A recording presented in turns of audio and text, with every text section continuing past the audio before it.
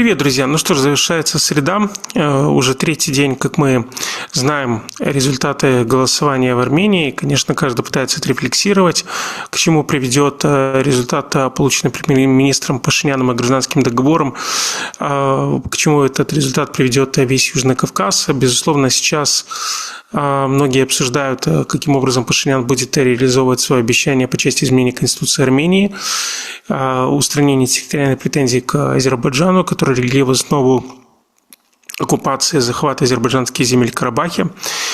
И, конечно, сейчас основная интрига состоит в том, сможет ли Пашинян собрать конституционное большинство для имплементации этих изменений, либо он обойдется, скажем, простым большинством плюс решением Конституционного суда, которое, условно говоря, каким-то образом выкрутит, что простого большинства будет достаточно, либо мы увидим политику оттяжки и попытку за счет того, что у Пашиняна нет простого большинства, точнее, есть простое большинство, но нет Конституционного большинства, попытку, в принципе, не решать вопрос об изменении Конституции и не двигаться к миру с Баку де юре, то есть де-факто мир есть, а де юре нет. Мой прогноз. Мне кажется, что все-таки изменения Конституции будут приняты, потому что это вопрос уже не политического легаси Пашиняна, это вопрос политического легаси Трампа. Трамп больше переизбираться не будет, и, конечно, ему важно уйти с конкретным результатом. Конкретный результат – это работающий коридор ТРИП. А работа коридора ТРИП, да, она напрямую не завязана на Конституции и на мире между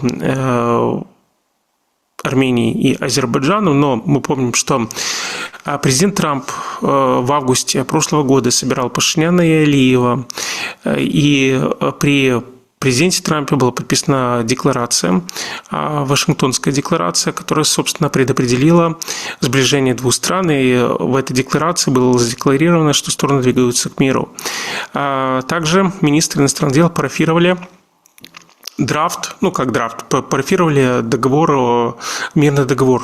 Соответственно, в условиях, когда была подписана Вашингтонская декларация при президенте Трампе, когда в Вашингтоне был парафирован мирный договор, не подписать сейчас мирный договор, это было бы очень опрометчиво со стороны премьер-министра Пашиняна. Я думаю, что Пашинян будет стремиться подписать мирный договор, и тот факт, что Турция открывает наземную границу фактически для торговли с Арменией, тоже говорит в пользу того, что все готовятся к действительно принятию новой конституции Армении. Я напомню, что премьер-министр Пашинян также планирует внести ряд изменений по части усиления собственной власти. Наверняка Армения вернется к президентской форме управления. Это более стабильная форма управления. То есть тогда Пашинян, пока у него очень высокий рейтинг, он фактически заскакивает в кресло президента на 5 лет, становится лидером государства на 5 лет. Что это ему дает? Это, во-первых, стабильность власти.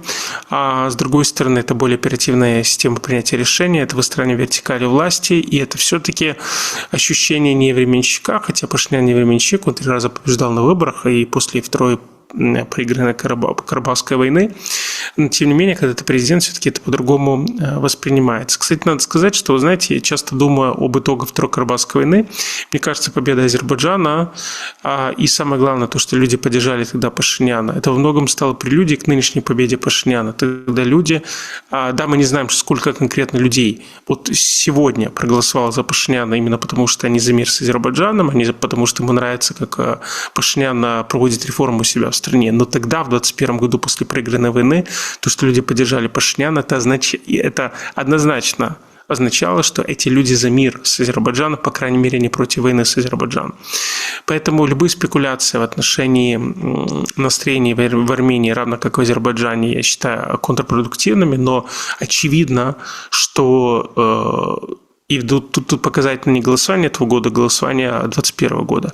Значительная часть граждан Армении все-таки выступает за мир с Азербайджаном. Поэтому мне кажется, что торговые отношения, когда люди начнут свободно ездить друг к другу, то есть определенная эволюция, которая должна произойти, в том числе в кадровом составе двух стран, она придет к тому, что стороны научатся жить в мире и гармонии друг с другом. У меня вчера состоялся очень интересный эфир с Чингизом Мамедовым. Я очень уважаю и ценю этого эксперта, очень опытный эксперт. В прошлом я директор Офиса коммуникации президента Азербайджана, директор ряда экологических программ ПРООН в Азербайджане. Господин Мамедов высказывал важную точку зрения по части того, что не все еще армяне, они, конечно, готовы на мир с Азербайджаном. Но это правда. А в то же время понятно, что мысленно, учитывая эти годы войны, оккупации, и надо честно сказать, армянской агрессии против Азербайджана, потому что был оккупирован Карабах. Простите, друзья, но это правда. Карабах был оккупирован. Соответственно, они не прошли даром, и взаимная ненависть, она, безусловно, так сразу испариться не может, но повторюсь, очень важно, что в большей степени обе стороны понимают, что мир необходим.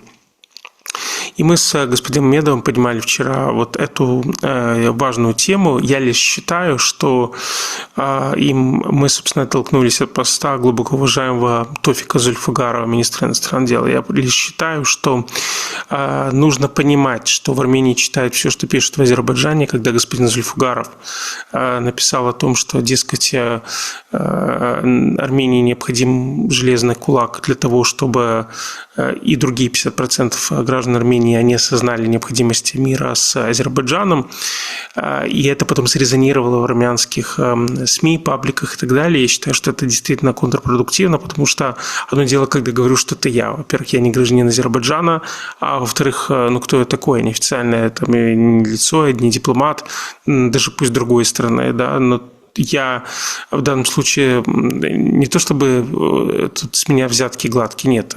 Я просто не представляю в данном случае ни одного правительства, соответственно, в том числе правительства Азербайджана, поэтому мои слова можно как угодно интерпретировать, но точно не как государственную позицию. И когда мы говорим о бывшем министре, особенно в такой стране, как Азербайджан, особенно при президенте Алиеве, нужно четко понимать, что заявление бывшего министра, но в Армении читается как одна из позиций офиса президента Алиева. Поэтому здесь, конечно, очень важно помнить, что в Армении читают, и чтобы поддержать мирные инициативы внутри Армении, чтобы люди, проголосовавшие за мир с Азербайджаном, число этих людей увеличилось, необходимо все-таки держаться определенной миролюбивой риторики, понимая прекрасно, что у Пашиняна должен быть внутренний размах, пространство для маневра у себя в стране. Если Пашинян будет постоянно вести арьергарные бои, дескать, рассказывать о том, что когда мы говорим про организацию западных азербайджанцев, в Баку не имеют в виду аннексию части территории Армении, это просто культурологический термин, либо когда вот как бы в шутку говорится о том, что часть людей излечили, значит, мол, от миоцумы, как говорит господин Зульфугаров, осталась другая часть. Значит, это такие заявления, которые, повторюсь, они могут по-разному восприниматься, и с ними нужно предельно взвешенно к ним подходить, потому что в Армении их могут читать и интерпретировать, собственно говоря, с позиции 30-летнего конфликта как недружественные шаги. Повторюсь, да, Армения оккупировала Карабах, да, безусловно, это была большая трагедия в жизни азербайджанского народа, но заслуга президента Ильхама Алиева как раз стоит в том, что Азербайджан переступил через это, предложил справедливый мир Армении. Более того, по крайней мере, этот мир, который я считаю справедливым, потому что, например, Владимир Погосян считает, что этот мир несправедлив. Это мнение господина Погосяна, которого я тоже уважаю, и советую подписаться на канал господина Погосяна, с удовольствием его слушаю. И господин Погосян считает, что несправедливый мир. Я считаю, что это справедливый мир. Его предложил президент Алиев. Это большая заслуга президента Алиева. Поэтому мне кажется, что важно, чтобы социально-психологический климат, человеческий климат в Армении был расположен к вот этим важным шагам по изменению Конституции. Но для этого нужна очень аккуратная риторика со стороны Баку.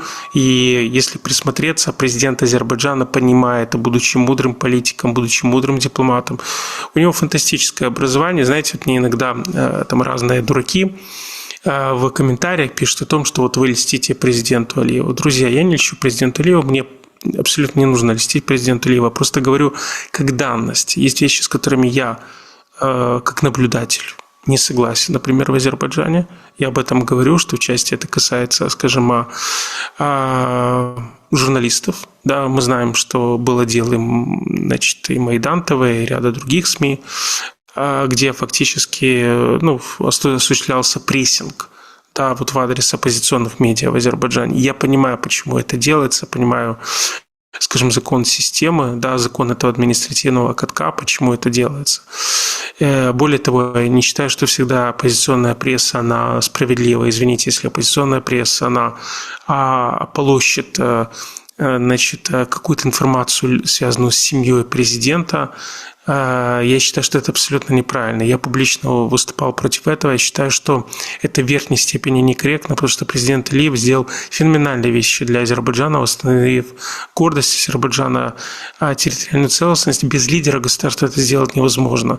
И мне кажется, что, и, соответственно, люди проголосовали за Ильхама Алиева на выборах не потому, что их согнали, не потому, что им раздавали бесплатную колбасу, а потому что действительно они ценят Алиева за то, что он вернул гордость, попранную 34 года назад со стороны оккупантов. И за это за Алиева голосовали. Поэтому, критикуя то, что делается в Азербайджане, необходимо всегда помнить о том, что сделано очень много со стороны президента. И когда я слышу со стороны оппозиции в Азербайджане сплошную критику в адрес президента Алиева, я не могу ее принять, потому что я считаю, что это несправедливо по отношению к вкладу Алиева в развитие азербайджанского общества. Он очень много сделал как лидер государства. Равно как я не могу, скажем, согласиться с постоянной лестью. И, кстати, я сам не занимаюсь, повторюсь, лестью в адрес президента Алиева. Я стараюсь быть максимально, в данном случае, объективным. То есть я стараюсь рисовать исторический портрет президента Ильхама Алиева, скажем, с разных сторон, чтобы он был максимально объективным, максимально точным, максимально справедливым, потому что президент Алиев, как выдающийся лидер своего государства, заслуживает честный портрет, который, безусловно, будет ролевой моделью не только для политиков и дипломатов в Азербайджане, но и для других стран. Поэтому, друзья, тем не менее, это не означает, что я не должен спорить в эфире, значит, со своими гостями, в том числе с господином Погосяном или господином Мамедовым или еще с кем-то, или господином Велизаде. Я считаю, что ведущий обязан спорить с гостями, когда мне вчера некоторые, точнее сегодня, писали о том, что вы, дескать, все, там мы вас смотреть не будем, мы там то не будем, потому что не понравилось, когда я стал на сторону Армении, посмотрел глазами Армении на вот те заявления, которые прозвучали из Азербайджана и которые были интерпретированы Арменией так, как были интерпретированы. Послушайте, это не только моя точка зрения, достаточно посмотреть на точку зрения официальных представителей гражданского общества Азербайджана, естественно, согласованных с властью Азербайджана, так же, как согласованных в Армении представителей гражданского общества, согласованных властью Армении. Кстати, я не считаю, скажем так, что мы можем говорить о гражданском обществе с двух сторон. Это скорее, скажем, представители неправительственных организаций или представители, давайте так, представители государства на человеческом уровне, на гражданском уровне, да, но, конечно, это, скажем, очень условное НПО. Хотя тоже как посмотреть, да, окей, да, они финансируются и контролируются и армянским, и азербайджанским государством, но, с другой стороны, когда финансируются в Европе организации, они же тоже контролируются, в данном случае, европейскими структурами, и тоже они не самостоятельно. То есть здесь, вы понимаете, как посмотреть. Давайте, окей, согласимся, НПО, неправительственная организация. Но послушайте, там риторика очень миролюбивая со стороны азербайджанского сектора неправительственных организаций. Поэтому, если она как бы миролюбивая и вообще вот этот мост мира или там ряд других инициатив, которые реализовывался, и если пшеницу поставляли через Азербайджан, Азербайджан поставлял топливо для Армении, это говорит о том, что Алиев, как мудрый политик, понимает, что нужно в данном случае путем пряника, а не кнута, путем пряника все-таки добиться, чтобы Армения приняла изменение Конституции, и действительно армянское общество понимало, что это продиктовано не с позиции силы, а с позиции протянутой руки дружбы. Это вот о чем говорит президент Алиев, почему я считаю Алиева крупной политической фигурой. Да? Потому что если бы Алиев был не крупной политической фигурой, он бы пошел дальше, вот в угаре победы Второй Карабахской войны, оккупировав часть территории Армении. И, конечно, бы это было воспринято на ура какой-то частью азербайджанского общества. Но Алиев потому великий президент, потому что вовремя остановился, потому что он понимает, что никакой клочок земли чужой чужой не стоит того, чтобы иметь маневр. Да, президент Алиев имеет маневр, он имеет отличную репутацию. Азербайджаном сейчас все считаются. Это потому, что Азербайджан идет в ногу с международным правом. И именно вот это очень важный принцип, который соблюдает международное право. Даже когда борется со своими оппонентами, он идет в ногу с международным правом. Поэтому, друзья, я вижу, какие официальные сигналы поступают из Баку для армянского общества. И естественно, что это усиливает позиции Пашиняна, потому что Пашинян может говорить о том, что вот преимущество мира. Соответственно, когда я выступаю за эту риторику, считаю, что вот такая риторика правильная, и когда я становлюсь на позицию армян, граждан Армении, смотрю, как они воспринимают разные заявления, которые прозвучали, в том числе от глубоко уважаемого мною господина Тофика Зульфугарова, я делаю то, что должен делать ведущий, делаю то, что должен делать журналист. Я максимально, друзья, объективен. Да? Я стараюсь отталкиваться от противоположной точки зрения, чтобы была дискуссия в эфире. Кому не нравится, друзья, не смотрите. Потому что я все равно буду делать так, как я считаю нужным. Я все равно буду делать так, как я чувствую. Я все равно буду делать так, как я считаю это правильно. Потому что я знаю, что есть зрители в разных странах, которым нужна аналитика, о которой здесь говорят гости. Нужна аналитика, с которой делюсь я. Потому что я не только ведущий, я и, скажем, политолог, и не только в области теории, да, скажем так. Поэтому, друзья, я еще раз хочу сделать акцент. Да, я не 100-долларовая купюра, чтобы меня там любить и прочее. Да. Мне главное, чтобы те, кому интересно, не смотрели эфиры, а те, кому не интересно, чтобы они не смотрели то, что я, так сказать, записываю. Если кому-то сильно мешают эфиры, вообще без проблем уже часть каких-то зрителей, да, я просто забанил, потому что мне неинтересно читать всякий бред, честно. Всегда перед тем, как написать что-то в комментарии, лучше проспаться, выпить стаканчик воды, так, и, соответственно, с трезвой головой и холодными руками, и горячим сердцем, в общем, писать комментарии. А когда пишет человек какой-то комментарий, он вообще не вдупляет, что он пишет, мне не нужен такой комментарий, честно. Считайте, что у меня цензура. Да, вот в этом смысле у меня цензура. Я цензурирую тупые, глупые комментарии. А, соответственно, если люди пишут уважительные комментарии, они имеют на это право, и это тоже важно, я с большим удовольствием прочту, но повторюсь. Для меня задача предоставлять вам разные точки зрения. Если в эфире нет второй точки зрения, я буду имитировать ту вторую сторону, которая будет идти с другой точки зрения, чтобы было интересно слушать. Я не люблю казенный формат.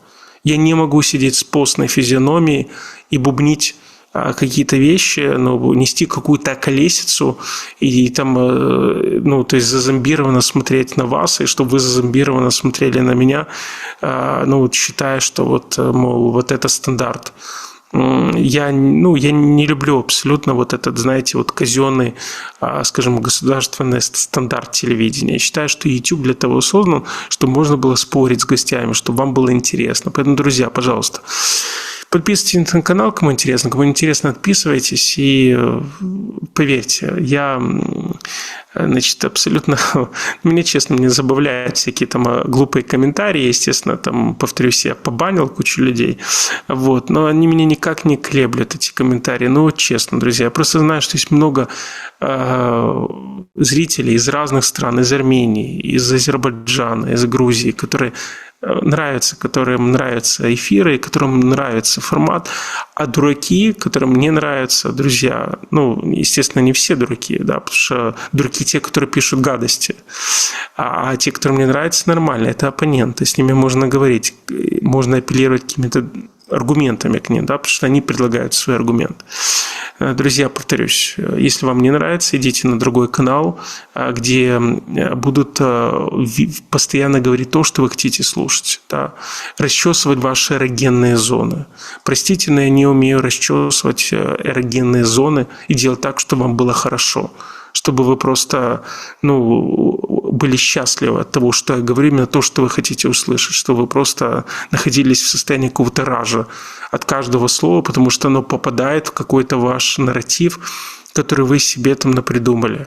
Послушайте, если бы президент Алиев руководствовался вот этим принципом, он бы никогда свою страну не привел к успеху, а он привел Азербайджан к успеху. Именно потому, что он трезвый политик, он сильный политик, президент Алиев. Это не лесть, это правда. Соответственно, когда мы анализируем процесс примирения Азербайджана и Армении, нужно это делать, естественно, с выдержкой, мудростью и пониманием того, что есть сторона, вторая сторона, и очень важно поддержать то большинство или ту часть армянского общества, которая выступает за мир с Азербайджаном, а та часть армянского общества, которая, может быть, с недоверием воспринимается к этой идее. Нужно ей протянуть просто руку поддержки, помощи. Да, и ведь топливо Азербайджан поставляет всем, значит, гражданам Армении, не выбирая, кому нравится Азербайджан, кому нет. Почему? Потому что это правильная политика. Сегодня не нравится Азербайджан, а завтра понравится. Это игра в долгую. Поэтому, пожалуйста, друзья, включите голову, включите мозги. Это прописные истины, которые нужно понимать. Но не будьте рыбками гуппи, которым просто нужна пропаганда, и которые будут вот так вот повторять вот какие-то пропагандистские глупые установки. Думайте наперед и берите пример с вашего президента. Я имею в виду в данном случае, говоря о президенте Алиеве, либо там берите пример с премьер-министра Пашиняна. Кстати, премьер-министр Пашинян, надо дать ему должное, хоть он и в свое время говорил, что Карабах – это Армения и точка, да, но это все было в прошлом. Премьер-министр Пашинян сейчас проводит очень мудрую, взвешенную политику для своего народа. И я считаю, что Армении с Пашиняном очень повезло. Спасибо, друзья, и до новых встреч.